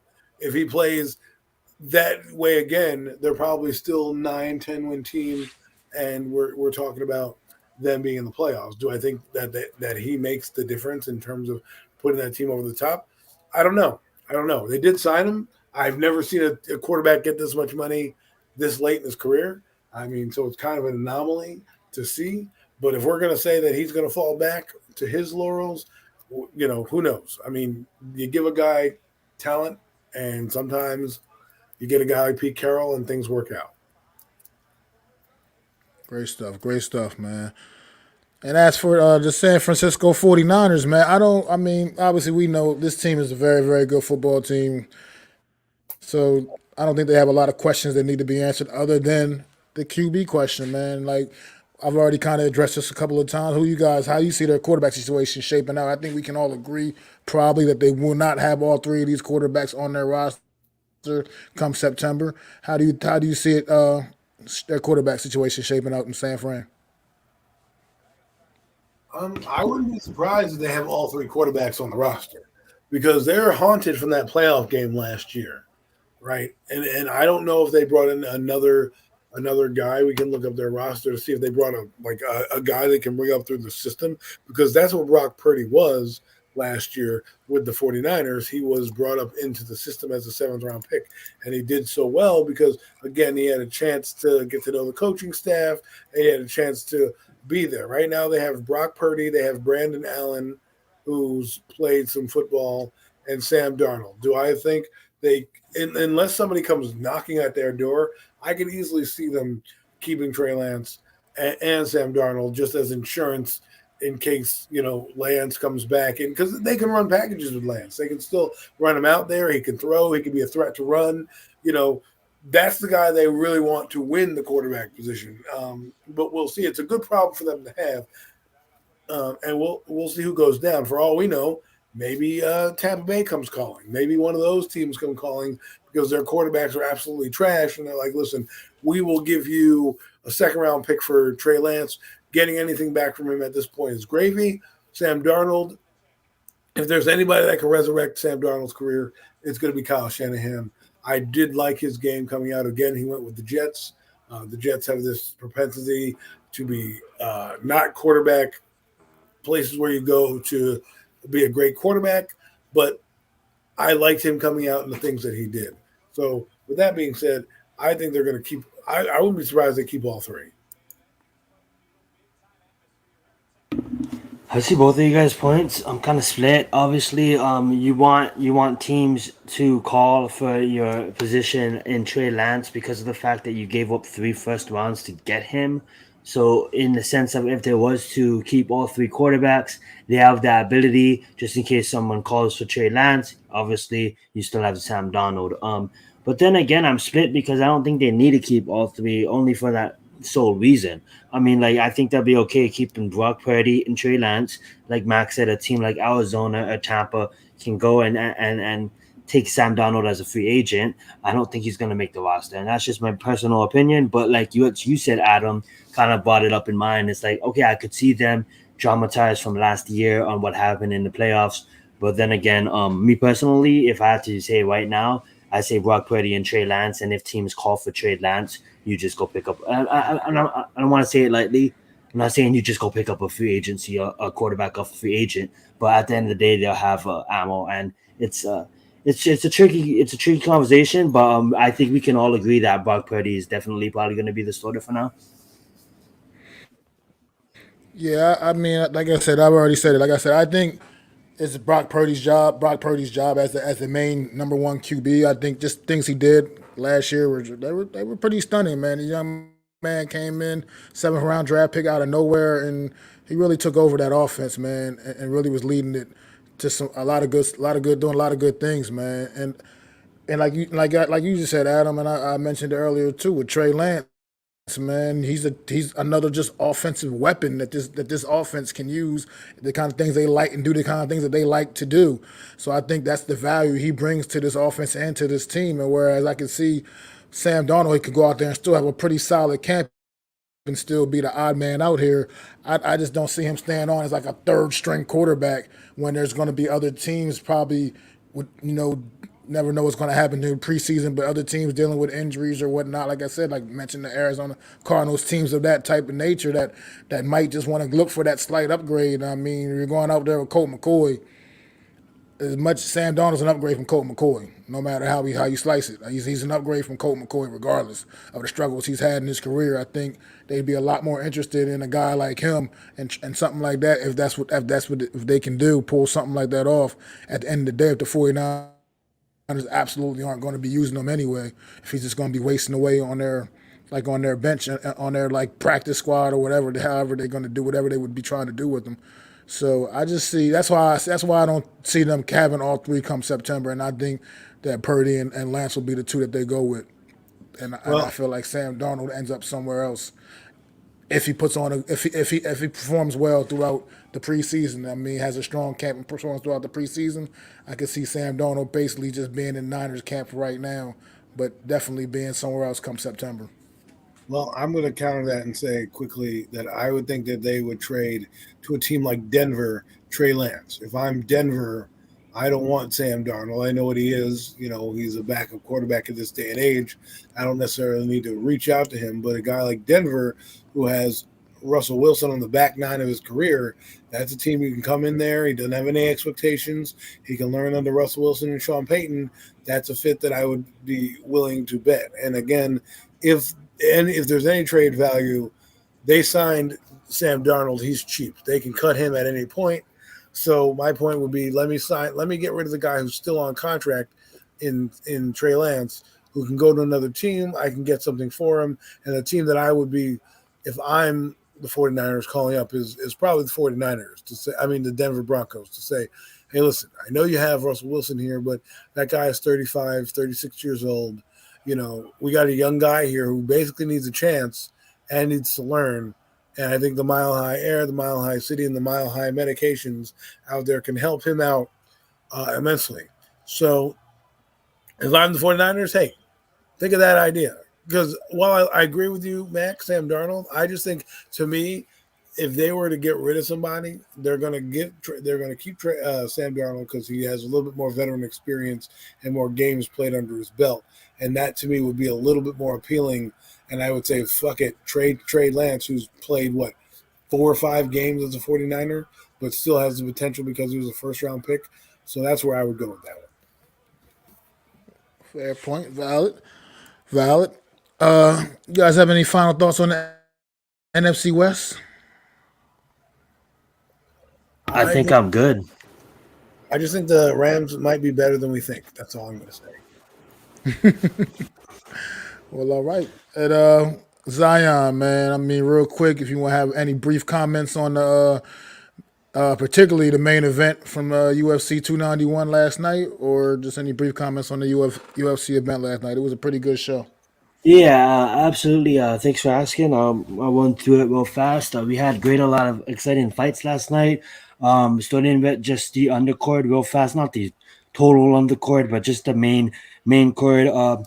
We did have Kevin Holland defeat Michael Chandler in a wonderful submission. It was just beautiful to watch. Moving on from that, we did have Bobby Green defeat Tony Ferguson in a rail by submission as well. Derek Lewis came out and knocked out Morios. Exciting fight in 33 seconds. It was fun to see Derek Lewis get back on the winning train. Absolutely. That knee was crazy. Derek Lewis, Black Beast, comes out with a flying knee. I know I'm running through this fast. I didn't give Kevin Holland and Bobby Green as much respect as they deserve. Both fighters put on an absolutely show. Get into the co-main event. We had Brawley and Jan Blachowicz take on Alex Pereira. Me personally, just from my opinion, I thought the third round could have gone Jan's round, but at the end of the day, when I went back and looked at it, Alex Pereira did land more significant strikes in the third. So the judges did score it round 1, round 3 to Alex, and round 2 to Jan. So Alex wins by a unanimous decision. By watching this fight, for some reason, I thought it was a 5 round fight. I don't know if that had something to do with Joe Hill getting hurt and has to vacate the heavyweight championship, the light heavyweight championship, and these guys are clearly fighting for the contender spot. But it looks like we're gonna get maybe Alex Pereira versus Yuri Prochazka for the light heavyweight strap. Getting into the lightweight main event for the BMF title, we had Dustin Poirier versus Justin Gaethje. Me personally, I do believe that Dustin Poirier is one of the best fighters in the world. I had him coming into this fight, and did Justin Gaethje just prove me absolutely shocking? Like I couldn't believe what happened because of the fact that we just seen that same technique used against Leon used it against Usman not too long ago, and Dustin Poirier is ranked as one of the pound for pound best fighters, and I still think even after that knockout, he still is. But for Justin Gaethje, I have to give him his props, man. That was a kick that straight from hell that kicked him into the shadow realm. It was beautiful to watch. Absolutely, it was a KO in the second round at exactly 1 minute. Now they're 1-1. Justin Gaethje has won this one. Dustin Poirier got him when they were both coming up. You could obviously see the improvements in Justin's game. And to set up that high kick was absolutely beautiful to watch. That ties it up for the UFC 291. Thank you for giving me that time, Matt. Absolutely, and man, real quick, I'm just gonna say too before we close out the show, man. Look, there's no more discussion. The greatest in the world is Terrence Bud Crawford.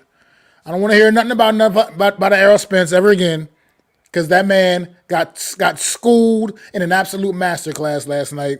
Terrence Bud Crawford went out there. He felt him out the first round. Errol Spence pretty much won the first round, agreed by almost everybody, and that was it. Come round 2 and beyond, it was total domination. Terrence Bud Crawford made Errol Spence's face look like absolute ground beef. It was nuts. I was genuinely concerned. I think Errol Spence's corner should be ashamed of themselves because they did not protect their fighter. That fight could have been easily stopped in the 7th round, the way Terrence Crawford was dominating that man. And after the 8th round, there was no reason to have your fighter get up off that bench and go back out there for the 9th round, because he was clearly damaged goods. And at that point, you were just risking his career at that point. So hats off to the referee for finally doing what Errol Spence's corner would not do, which was throw in the damn towel. Referee finally stepped in there and stopped it in the 9th. It was absolute domination. It was a masterclass. Terrence Bud Crawford. So many people said that man said that Terrence Crawford was ducking Errol Spence all this time and this, that, and the other. He went out there and shut all that down. He's the best in the world. He has now unified titles in 2 different weight classes. No one in the history of boxing has ever done that before. So hats off to Terrence Bud Crawford. He is the best in the world. There is no more discussion to be had about it. Adam, you got any final thoughts, man, before we get out of here, brother? Nope, I'm all set. Just ready for football season. This week we actually get a preseason game, so that's exciting to really get back. The Hall of Fame game on Thursday, the Jets versus Browns, should be fun to watch. Great stuff, man. I want to thank everybody, man. He's 40-0, Mac? Yes, absolutely. Damn. With like 33 knockouts. Yeah. That's crazy. I heard his name, crazy. But wow. But thank everybody, man. No mess, no nets, no jets. Thanks for coming through, holding down the chat as always. El Capitan Rafael, thanks for coming through, man. Appreciate you. We had an appearance from CJ Talks Movies. We appreciate that, brother. Vance, thanks, man, joining the chat today. Tudo, as always, man. AK Eagles Uncensored. Who else we had out there, man? Unpopular Sports Opinion Sportsman, aka NYG22, man. Thanks for stopping through, Coach Ed. Guys, always, man. It's always great, man. Talking sports with you guys in the chat, man. You guys always be killing it in the chat, man. And we definitely appreciate the love, man. So this is another edition of the Premium Takes Podcast, and we will be back at you next Sunday. And guess what we got next Sunday, y'all? The NFC East Division will be getting broken down next Sunday. That's a division we all can relate to. So we're going to definitely have some fun doing that. And make sure you tune in on Wednesday, 5:30 p.m. Eastern Standard Time. Meet myself, Adam Costas, with another edition of The Real Deal NFC East Roundup. I'm Mac the Giants fan. These are my guys, Adam Costas, Zion Zenith, throwing up them fours for our fallen brother, Jeff, NYG, Jeffy T85, always looking down on us, man. That is our angel, man. This is another episode of the Premium Takes Podcast.